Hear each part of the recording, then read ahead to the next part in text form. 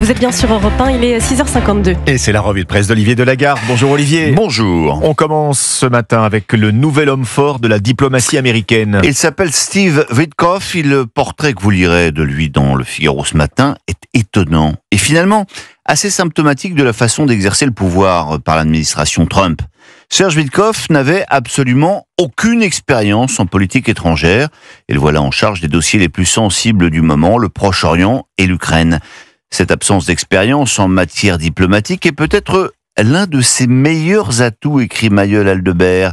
Il a fait fortune dans l'immobilier et il s'appuie directement sur cette expérience en imaginant la complexité des négociations au Proche-Orient comme une gigantesque transaction immobilière. Pas de diplomatie, pas de langue de bois, et ça marche plutôt. Sur le dossier de Gaza, le Times of Israel racontait qu'en une seule réunion, il avait réussi ce que Joe Biden n'était pas parvenu à faire en 15 mois, à savoir tordre le bras de Benjamin Netanyahou pour parvenir à un accord de cessez-le-feu. Aujourd'hui, c'est encore lui qui est à la manœuvre pour tenter de tordre un autre bras, celui de Vladimir Poutine.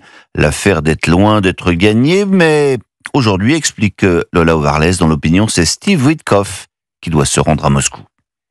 On revient en France, Olivier Delagarde, où les relations avec l'Algérie risquent de ne pas s'améliorer. Et oui, parce qu'on a découvert que l'Algérie avait une taupe à Bercy. Révélation du Parisien aujourd'hui en France. Un fonctionnaire du ministère des Finances est soupçonné d'avoir livré des informations confidentielles sur des opposants au régime algérien.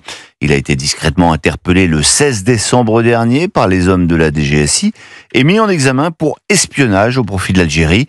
L'homme est un franco-algérien de 56 ans. Ce dossier, écrit le journal, en dit particulièrement long sur les techniques agressives des services de renseignement algériens pour pénétrer l'administration française ou la sphère publique. Marine Le Pen, elle va se rendre au Tchad. Oui, c'est ce qu'annonce l'opinion, et la patronne des députés RN aura sans doute la possibilité de confirmer l'info tout à l'heure. Elle est l'invitée d'Europe 1 et CNews. Elle doit se rendre au Tchad samedi, autre pays en froid avec la France. Elle devrait y rencontrer le fils d'Idriss Déby, mais aussi le président de RDC. L'idée, explique le journal, est aussi pour elle de se forger une stature à l'international. Dans les journaux également ce matin, cette entreprise suédoise qui vient de déposer le bilan. Et si la nouvelle fait la une des Échos et de l'opinion, c'est que Northvolt était une entreprise hautement symbolique. Elle devait être le fleuron européen de la batterie électrique, écrit Irène Inchauspé.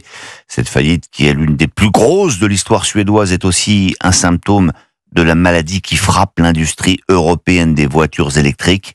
Northvolt fut d'abord victime de la féroce concurrence chinoise. Ensuite, les constructeurs européens ont subi des réglementations étouffantes que la Commission tente aujourd'hui d'adoucir, sans doute trop tard dans un monde trop vieux. Mais on va terminer ce matin avec une des personnalités les plus attachantes de l'antenne d'Europe 1.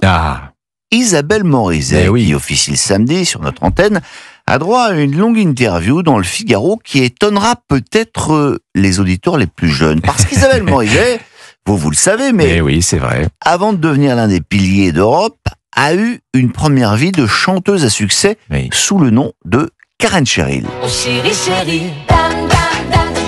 Alors, elle fut même une star incroyable. L'histoire est insolite et commence dans les années 70. Son producteur cherchait une ado pour succéder à Sheila. C'est elle qui est choisie.